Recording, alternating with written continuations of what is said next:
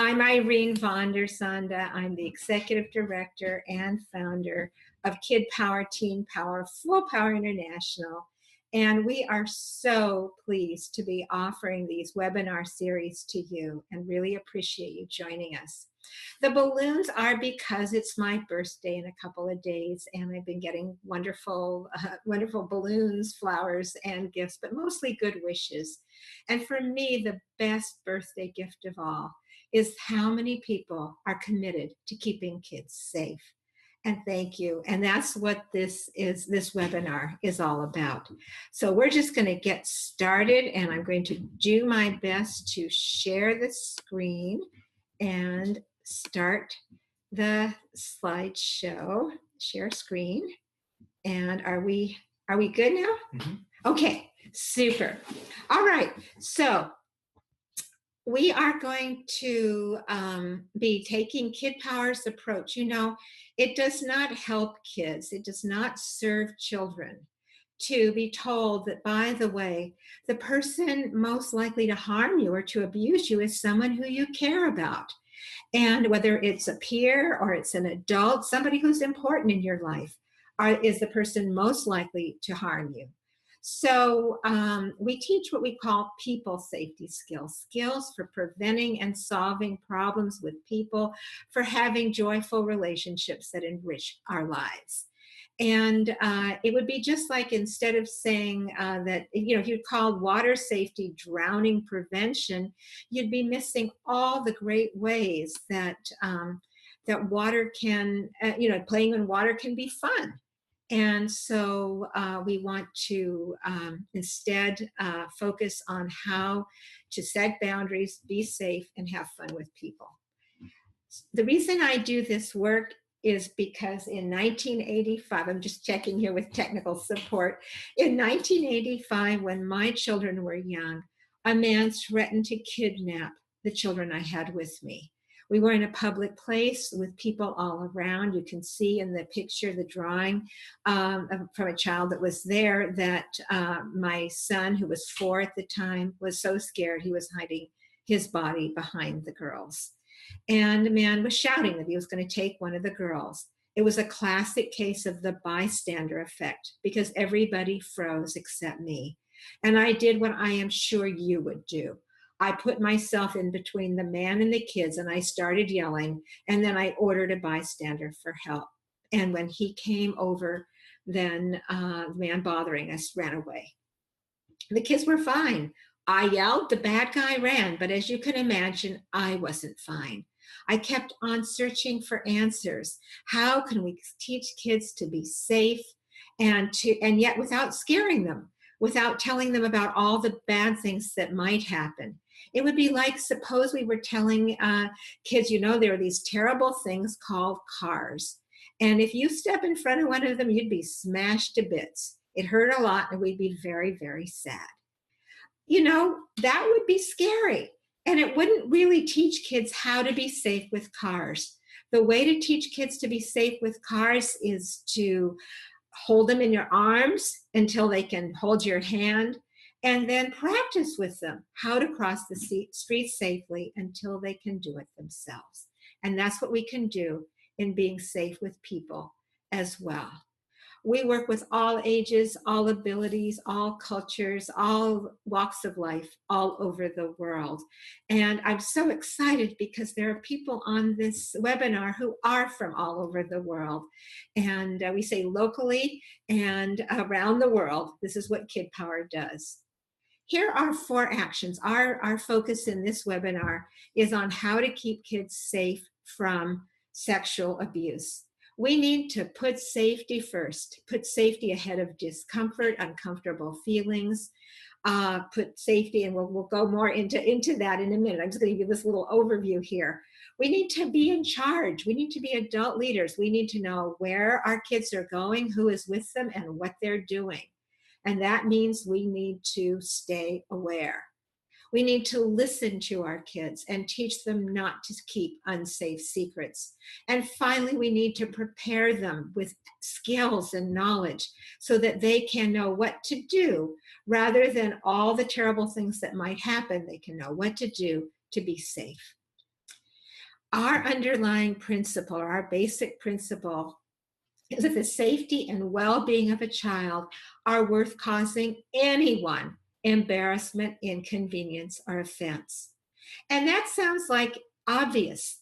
However, how many of you, as you're sitting there, how many of you hate to be embarrassed or hate to embarrass at least some other people? How many of you don't like to be bothered when you're busy and don't want to bother at least some other people?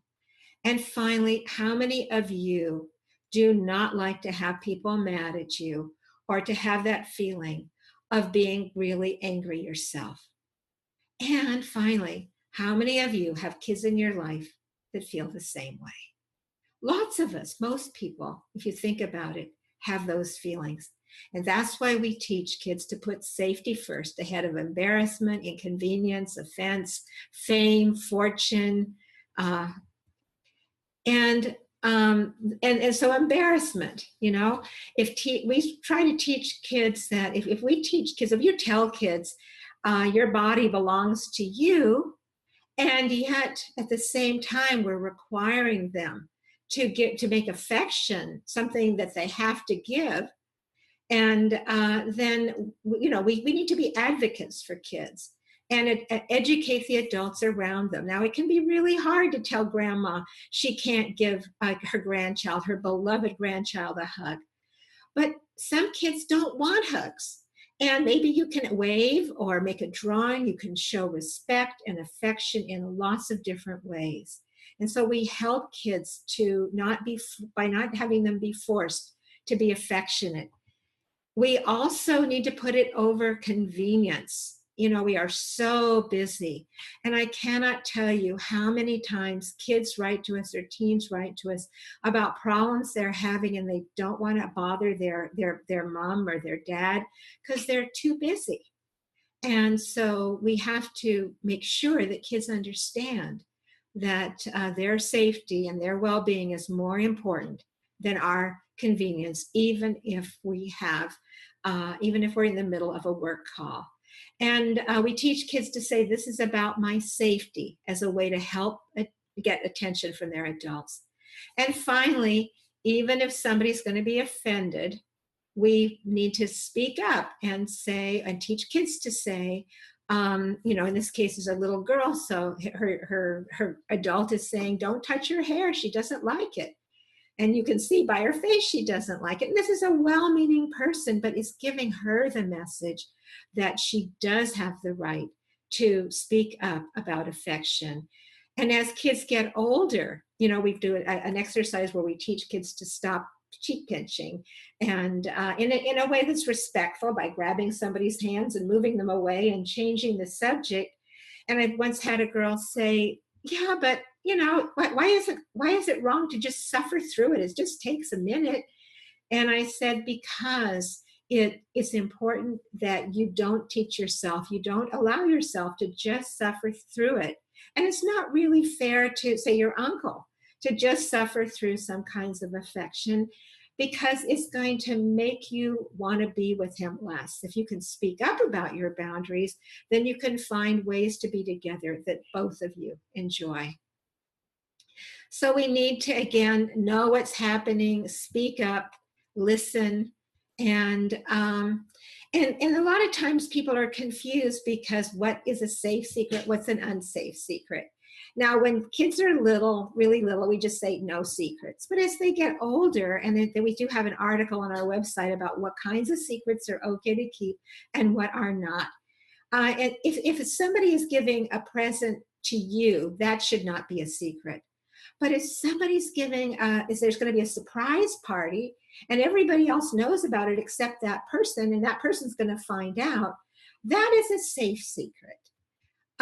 Gifts, however, should not be a secret. And teaching kids to say, I'd like to have those shoes, or I'd like to have that treat. I'd like for you to do me that favor, but I don't keep those kinds of things secret, because often people who do have a bad intention, in this case, there's probably no bad intention, but if somebody has a bad intention, then getting kids to accept favors and treats makes them more vulnerable to being abused if they can't talk about it.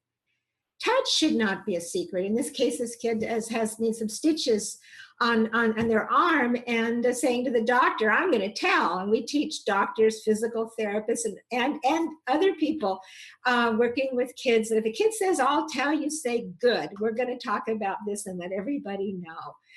Sometimes we do a demonstration where a teacher is stopping a child from hitting another child, and they're grabbing them. And we show the kids would say, I'll tell. And the teacher says, yep, that's great. We're going to talk about this.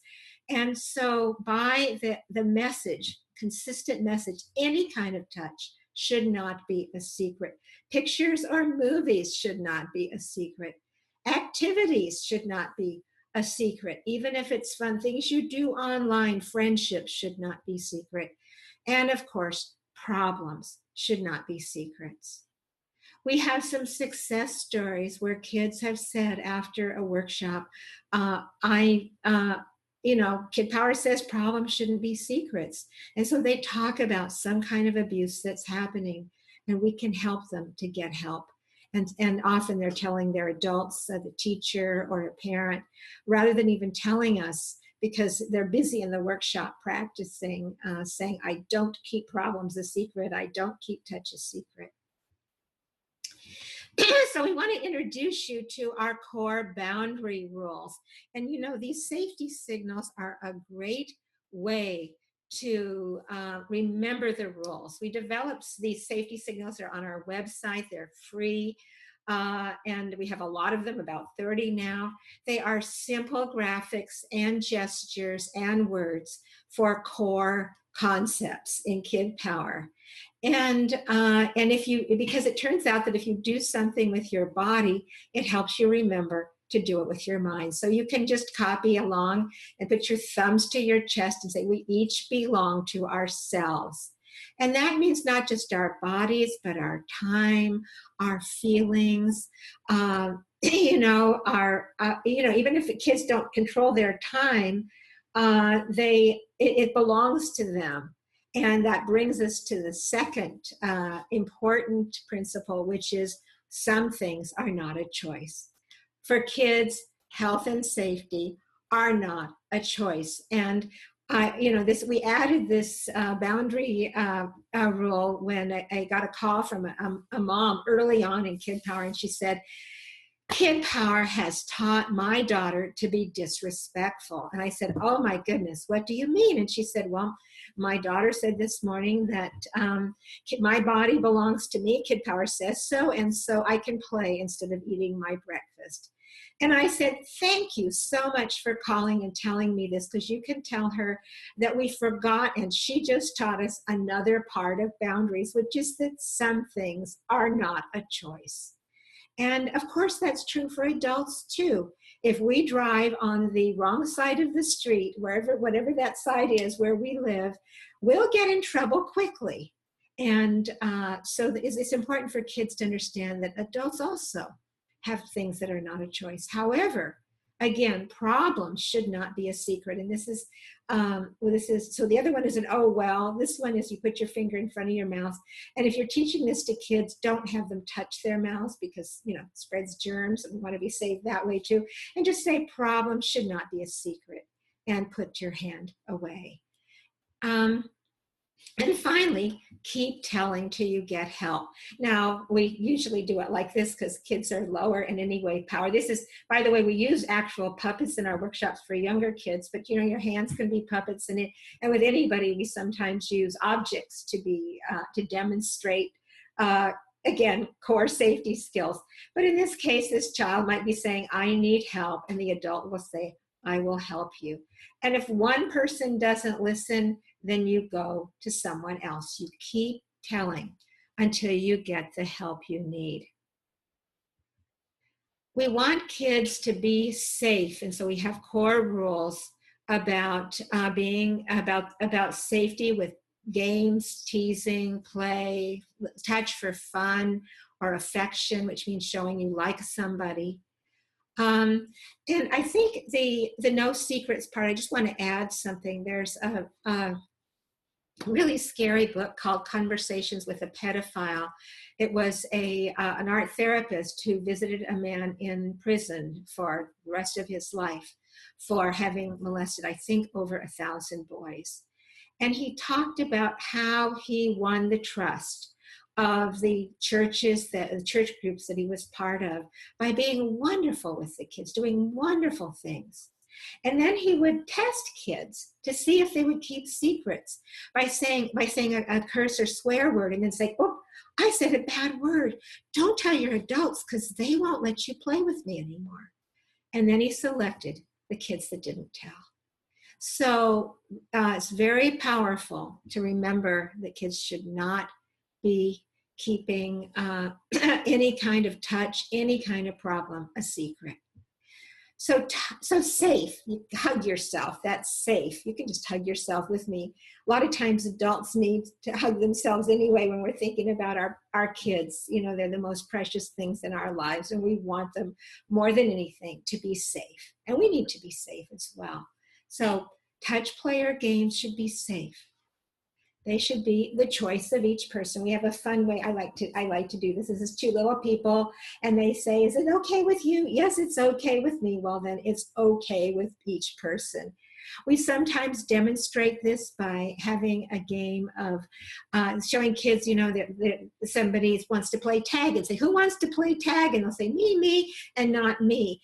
And what they'll do is we'll show that if you go and tag the person that didn't want to play tag, then say, "You're it," that is against the safety rules because it's not that person's choice. Just keeping track of the time here. We're doing great. Touch, play, or games need to be allowed by the adults in charge. We're using a sign language here. Most of these are just safety signals, but this is a nodding head, like it's allowed by the adults in charge. And sometimes, you know, kids, we'll give an example of if you want to play a tickling game. And if you want to play a tickling game, maybe, you know, that could be safe. If you want to, you know, but if one person wants to tickle and the other one doesn't, that's not okay with each. If you want to tickle out in the middle of the street, that's not safe. If you want to tickle at the dining room table or in the middle of class, that's not going to be allowed by the adults in charge. And again, if you want to play a tickling game and you say, "Shh, I'm going to show you a game, but let's keep it a secret," then then we want others to know. So we wanted something in addition to saying not a secret, and it's your arms in the air saying others can know.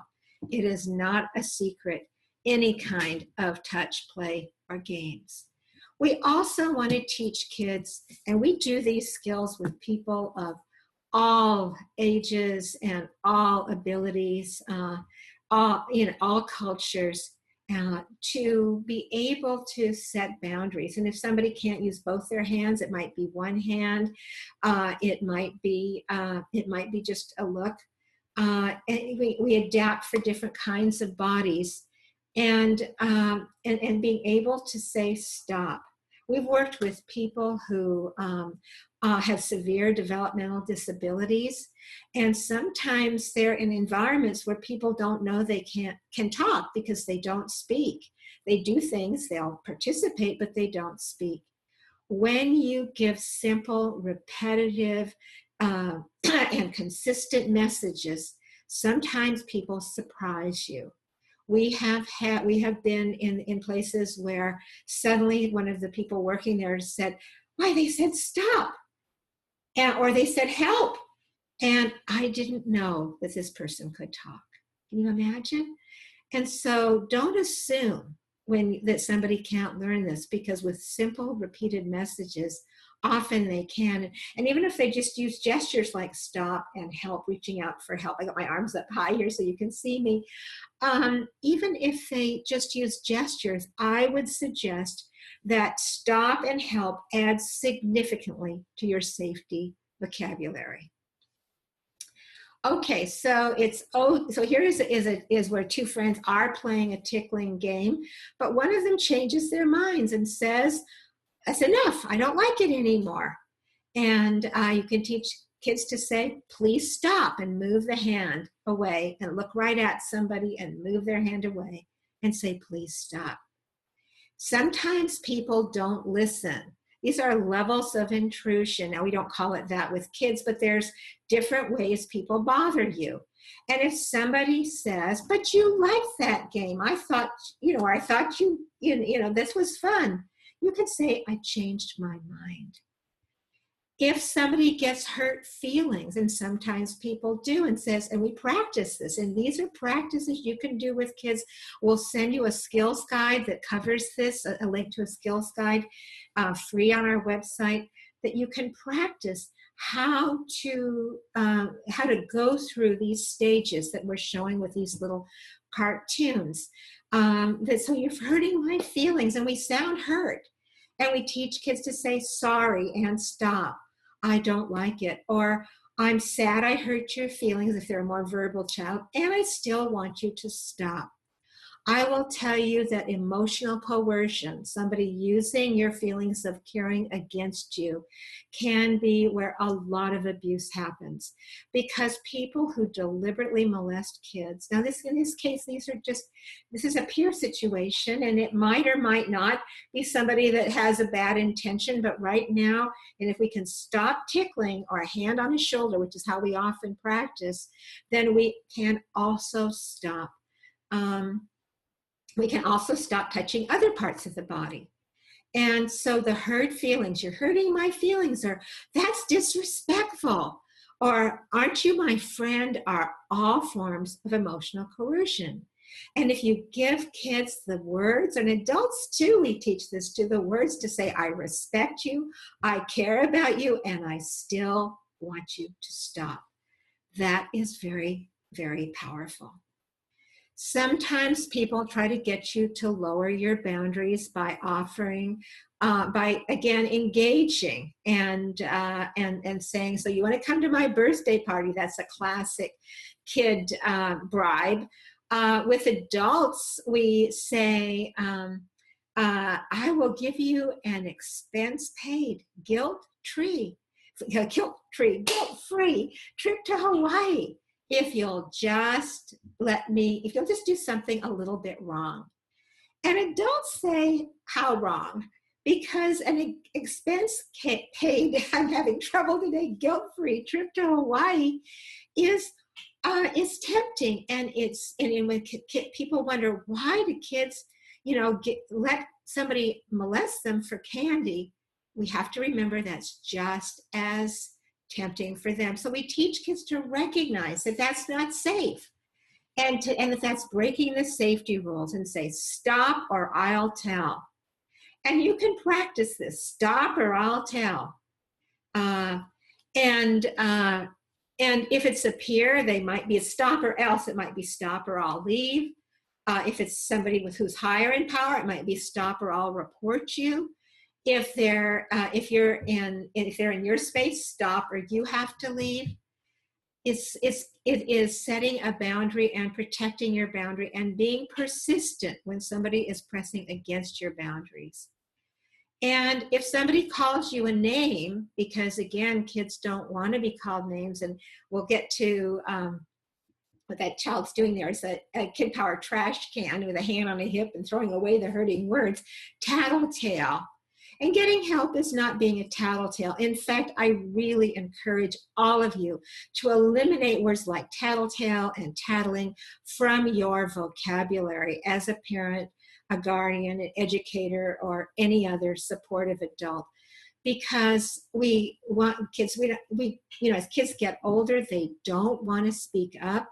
And one of the reasons they give is they don't want to be thought of as a tattletale or a snitch or as somebody who's doing something wrong. So we want kids to know that it's always okay to get help. Are there any questions that have come in, or people just kind of rolling along with me? Marilyn's probably taking good care of it. Okay, and if somebody is acting unsafely and you can leave, you leave and get help. But sometimes you're with an adult, And the same rules, though that was a peer situation, but the same rules are true with adults. This is Miguel here in this drawing, and his uncle gets disappointed. You know, when you're not with kids all the time, and you don't see their boundaries changing, then sometimes you come back and they used to love to cuddle, and now they don't want you anymore. And so sometimes adults start to press against a child's boundaries and say, just let me hug you and I'll take you to the skate park later, or I'll buy you anything you want if you'll just let me hug you after you said no. And here he's saying, stop or I'll tell. And sometimes people get upset. And so we want to make it clear that if somebody, you know, we say to kids, most of the time we want you to tell the truth and keep your promises. But it is okay to tell an emergency lie and to break a promise if you're going to do it to be safe, and you tell an adult you trust as quickly as you can. So this is part of the, of what kids need to do is to know that they tell, even if the person stops, we want them to talk it over with an adult they trusted anytime somebody is pressing against their boundaries or breaking the safety rules. Now, part of the safety rule, so there's different ways of breaking the safety rules. One of them is by offering a bribe. Asking to keep touch a secret is breaking the safety rules. Another way of breaking the safety rules is somebody misusing their power. I'm the adult here, you're the kid, you have to do what I say, even if you know it's wrong. That would be an example of a misuse of power. And we teach kids to say, stop or I'll tell, and to make a boundary with their hands, and like a fence or a wall in front of themselves. Now, the safety rule, another way of breaking the safety rule, is breaking the safety rules about private areas. Because cultures, and we work with so many cultures, and people have different levels of comfort about how to talk about the private areas of a body, we have come up with something that you might be more specific in naming the body parts, but you might not. It depends on where you are and who you're working with, and what but you know, it is helpful to kids to know what those parts are and to have names for them. But this covers the basics of what kids need to know, and has led to lots of kids telling us when somebody's not following those safety rules. So private areas are the parts of your body that can be covered by a bathing suit. And I want you to encourage you, when you do talk about this, to be just as matter of fact as when you're talking about something else. No, you know, again, if we say, oh, this is so worrisome or so hard, then kids will not want to hear it, or they'll get impatient, or they'll tune out, or they'll become anxious. And none of those are healthy ways to be. So your private areas are the parts of your body that can be covered by a bathing suit. And for play or games, other people should not touch your private areas, and they should not ask you to touch their private areas. This is really important because kids are very, very literal. For a long time, a lot of people will say, don't let anybody touch you between your legs or something like that. But a lot of times abuse happens when the person who's being abusive tries to get the child to touch them. And so kids need to understand that it goes both ways. It's also, if a child does it as a part of sexual play, we don't shame kids for breaking these safety rules, because it's normal to be curious. It's normal to want to look at each other, especially for younger kids. It's normal. And so Testing the rules is part of growing up. If a child breaks the safety rules, you just say that was against our safety rules, very matter-of-factly, and we're going to practice, we have hands down power. A kid wants to touch something, and we teach them to use their power to put their hands down next to their sides. Or if they want to shove somebody, they're angry, hands down power is useful for that as well. So here, though, Jesse is just saying to this kid, that's against my safety rules. We're not going to take our clothes off. But sometimes we need to acknowledge that grown-ups have to touch kids' private areas to help them. He's not going to get those stickers out. Maybe he'd get them out by himself, but it's probably a good idea to get some adult help. Or if kids, for health or safety, sometimes kids need to have their private areas touched. A lot of times pediatricians will say to kids, I'm going to look between your legs, or I'm going to look, and they might well use, the actual words that a child might use because to make sure everything's okay down there. And it's okay because your grown-up's right here and says it's okay. However, touch shouldn't be a secret, so it should be okay to talk about it, even if it's embarrassing. And people should not be showing you kids pictures or videos about people and their private areas for fun, and they also shouldn't be taking pictures or videos. And it shouldn't be a secret, even if maybe they need to show a child something for health or safety, maybe for a medical situation or something. But artwork that kids happen to see of naked people is not the same as pornography. Pornography is where the focus is on something sexual. And but because we are also practicing with kids, if say a picture pops up, if they accidentally click a link they shouldn't have clicked and something breaks that safety rule, that they look away. And you can just practice, look away and go get an adult. Go tell an adult, and the adult can deal with it. We want to acknowledge that looking at pictures at pornography can be very, especially if kids are curious. It's normal to be curious. We don't want to shame them, but it puts a lot of pictures in their heads that can be very upsetting for them later, and can be hard for them to stop thinking about. And that's why it's not safe. Kids know that adults get to do things that kids can't. They know that. And this is just one of those many things. So even if the person stops you, talk about what happened, because this is a way of, and when a child talks to you, your job is to say, thank you for telling me, even if it seems really silly, even if it seems as if, it's something they should solve themselves. Don't say that to kids. Say, thank you for telling me. That's practice for you as adults. Because we need to be safe adults for kids to come to. They need to know that we are going to listen to them when they have safety problems. And one of the ways that we help, we've got these safety, by the way, the Child Protection Promise, we have a beautiful, if you look at that under our resource library, a beautiful video with photos about the Protection Promise. We've got posters you can download.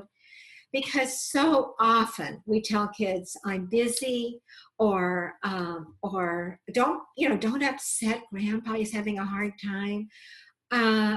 And so we want to give kids this message often and discuss and show them by our behavior that we really mean it.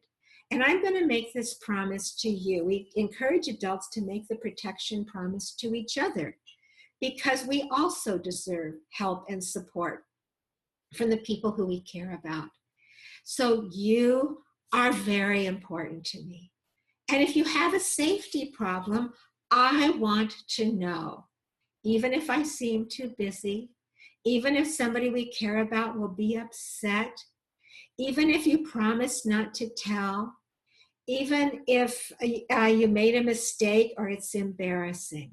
please tell me. I mean this. You can email me, and I will do everything in my power to help you. Here with all of you, that's going to be probably sending you to other resources or to resources we have.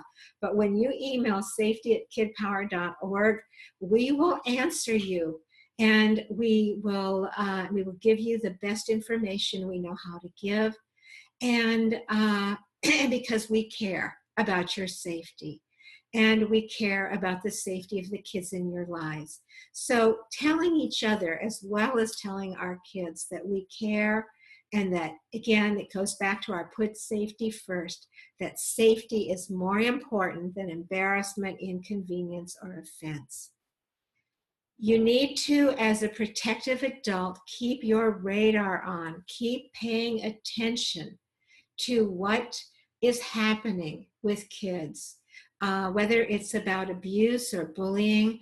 I have people write to me about concerns about, say, older cousins when there's a family gathering, and about how kids, sometimes older teens, I hate to say this, but it's especially boys, but it's older teens, and, we'll get, are figuring out their boundaries.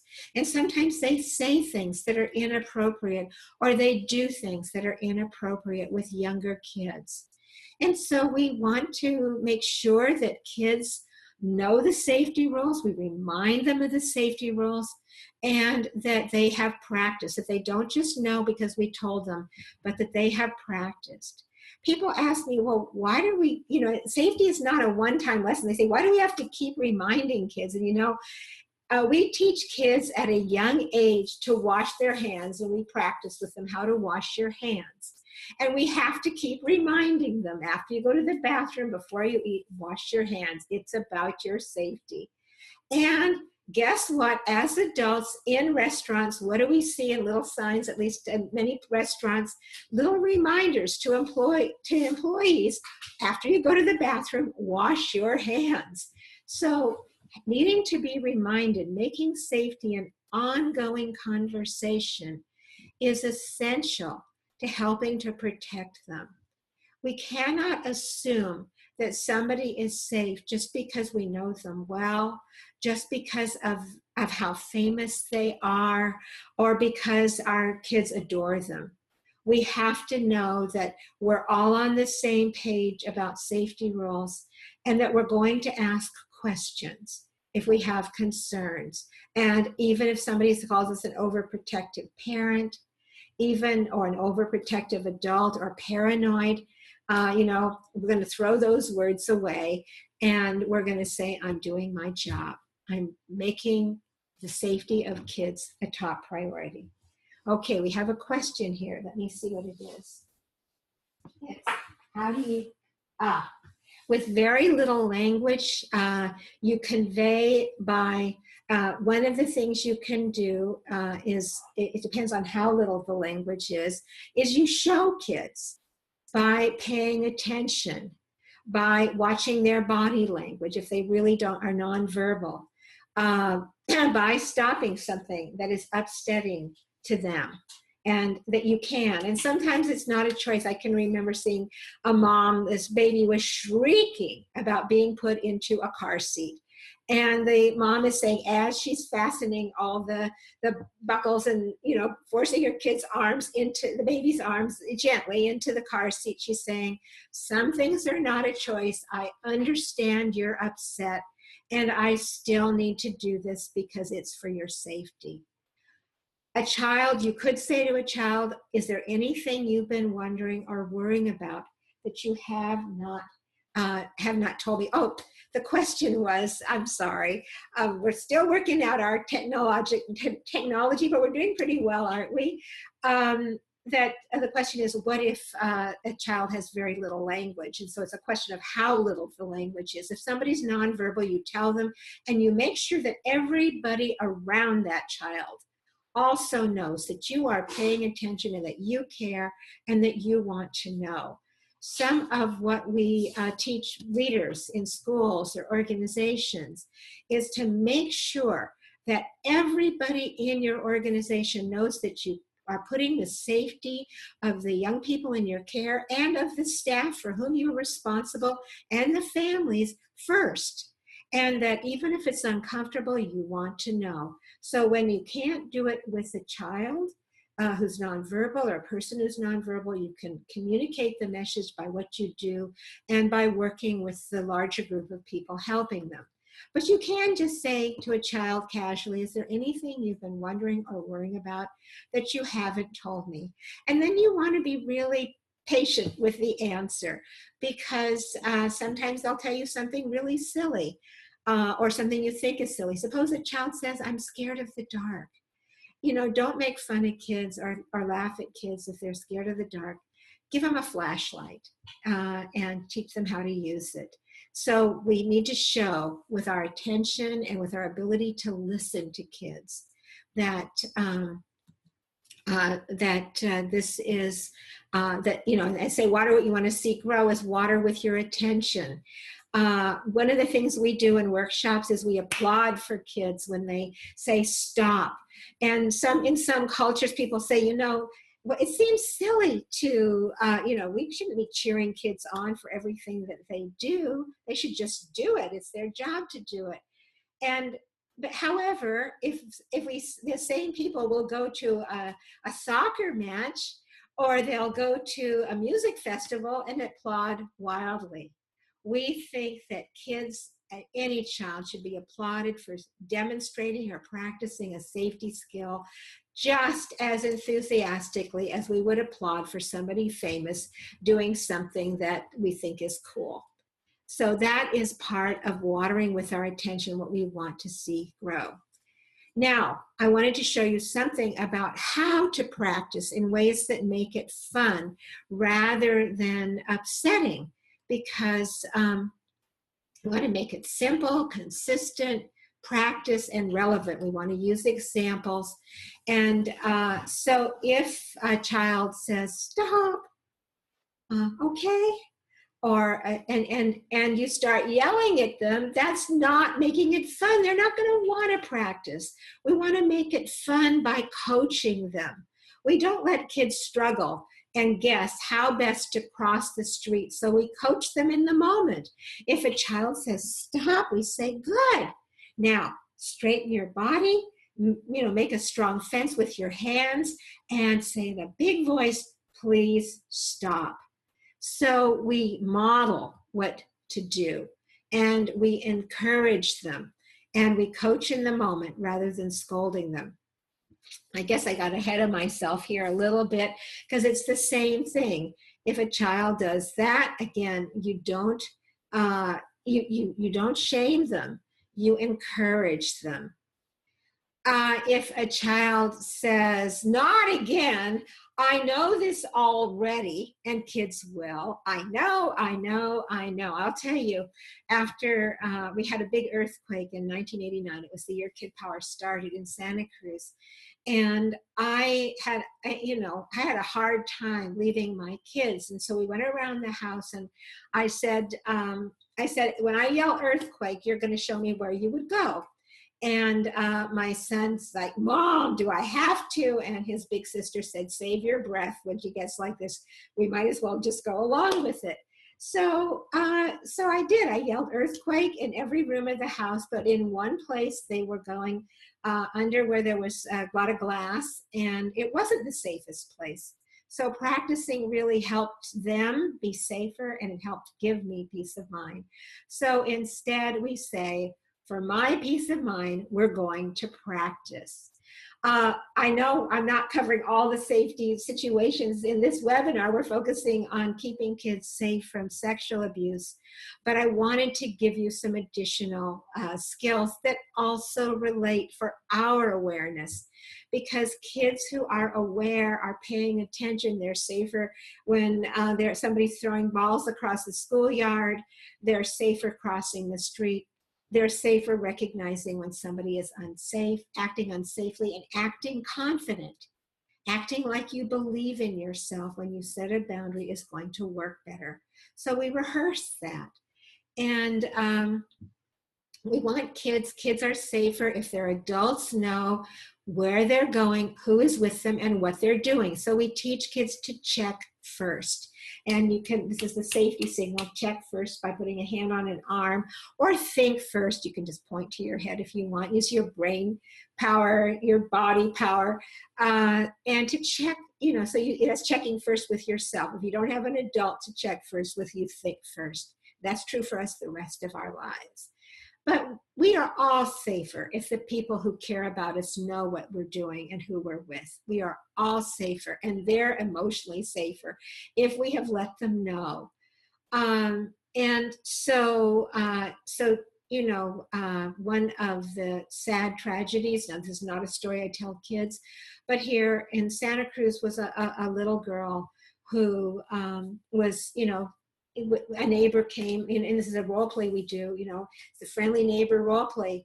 Come on over to my house, and they've been to the house before even, and I'll give you some ice cream, or you can look at the puppies.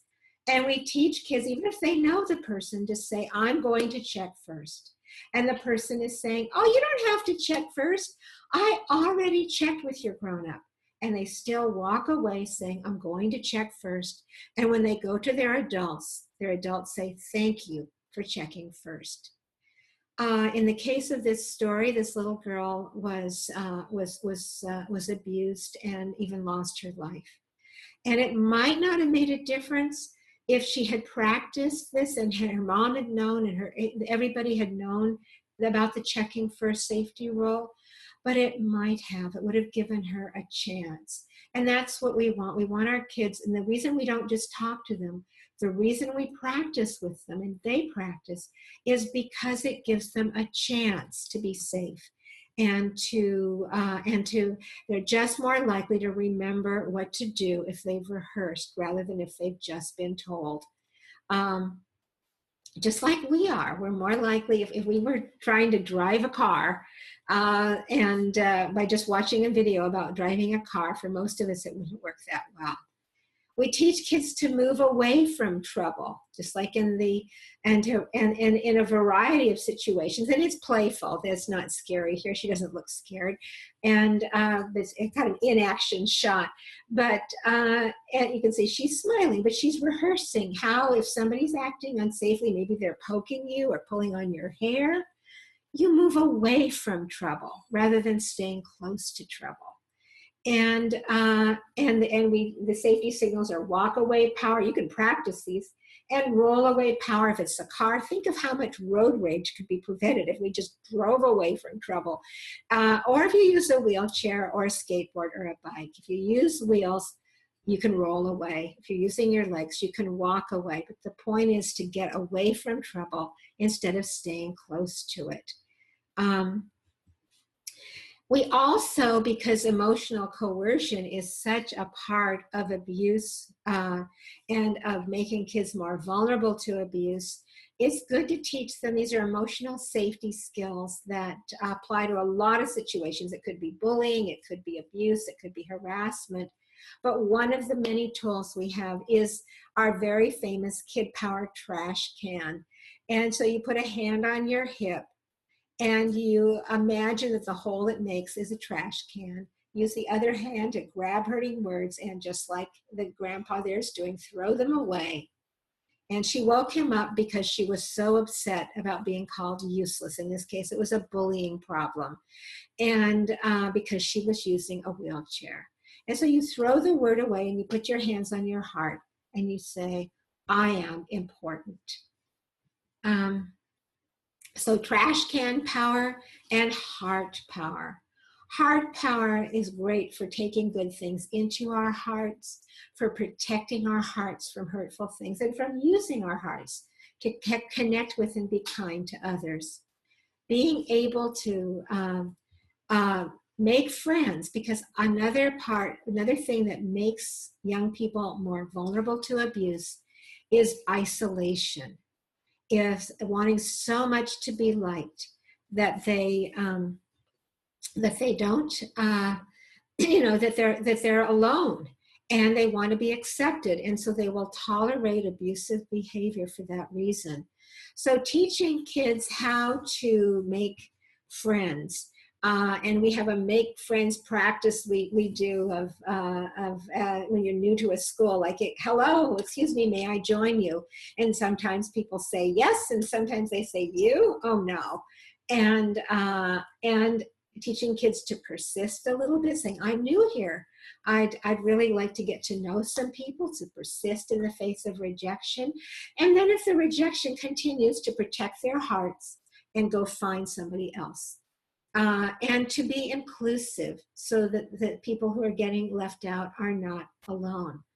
When kids lack social skills and need more help, schools are using techniques, and we're encouraging things like safety buddies, where somebody becomes or a partner for the day, so that kids have support in getting to know somebody, and that somebody can look past whatever the issue is that's making it hard for them to be connected. And they can so they look past that issue and get to know the person as a human being.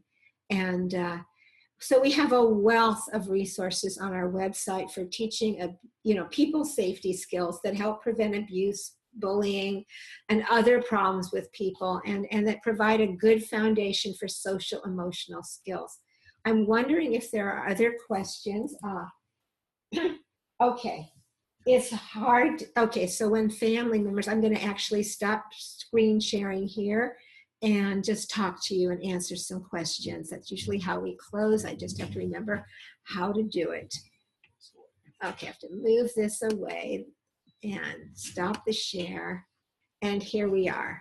Okay, so the question is, how do you do it with family members? If you know that when the child says, and it's hard, I'm just going to say it's hard. It depends on who the family member is and the kind of abuse it was.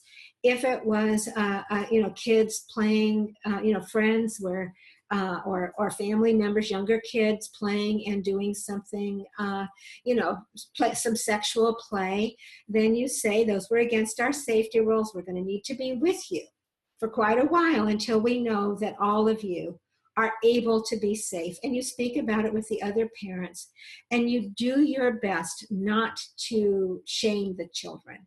The point is, something unsafe happened. We're going to practice how to be safe, and we're going to stay with you. You lose some rights about privacy and private play if you break the safety rules. And that's a natural consequence. If the other person, because I have to look at different kinds of family members, if it's a teenager, maybe an older teen with a younger child, you say that was against our rules, and the kids practice checking first with you, and you don't leave them alone. And you make sure that that teen who was inappropriate gets some counseling and some support to learn appropriate ways and what the boundaries are and how to be in charge of their boundaries. If it's an adult who's done something sexual with a child, it's very, very hard. And but you need to not only think about your own child, that you have to also think about the other kids, or if it's that this person, somebody doesn't usually do this to just one kid. And so you want to protect your child, but you also want to find a way to report it if you can, and to let other people know. So that, it depends on how old the person is. If they're very elderly and they're not going to have access to children again, then you might choose to just protect the kids that might come into contact with them. If the person is still out in the world, you need to report it. I see some questions else have come in. What else is coming in? Sometimes, okay, so the peer-to-peer sexual abuse, we've got a story on our website about friends being unsafe, and I will send you the link for it. It's about two friends that they watch an inappropriate movie, and then one child molests the other child. And I think going through the skills and so the story is interactive, and just saying. These are the safety rules. It doesn't mean anybody's bad, but it does mean they have problems. What we say to kids is that sometimes the people that kids love have problems. And sometimes their problems are so big that they do things to hurt kids or make them feel uncomfortable. If that happens to you or somebody you know, what you need is to know is that it doesn't mean anybody's bad. It means that you all need help. And the way to get help is to tell an adult you trust and to keep telling until somebody does something about it. If a child tells you about abuse, your job is to win an Academy Award, because you're going to take a big breath and you're going to say, thank you for telling me. You are not going to, you have to be careful because you don't want to put words into a child's mouth. You can say, tell me more about what happened, and then you get help. Because this is a time when professional help can make a huge difference in somebody walking that fine line between not, putting your own fears into the child's mouth, but also really listening to the child. So, and then getting help. You might need to restrict access, and it can tear apart families, but you probably, if somebody has abused a child and they didn't go to jail for it, or they're not removed from contact with children, then you have to make some hard decisions. And sometimes when people remember things that happened from their past, and sometimes they, suddenly they realize that somebody that they, family member, it might be a parent or a grandparent or an uncle or an aunt, that somebody might be have abused them as children or abused another family member, and now they need to protect their kids. And it's a hard situation, and again, we have to put safety first. We can't let somebody who has done hurtful and harmful things to kids have access to them without protection. Because there's a high risk of it happening again. Again, you look at the situation, and I'm giving you some guidelines, but different situations are, yes, I'll talk about parents who hurt their kids. Yes, what we teach, so parents who might be hitting their kids or in frustration with their kids,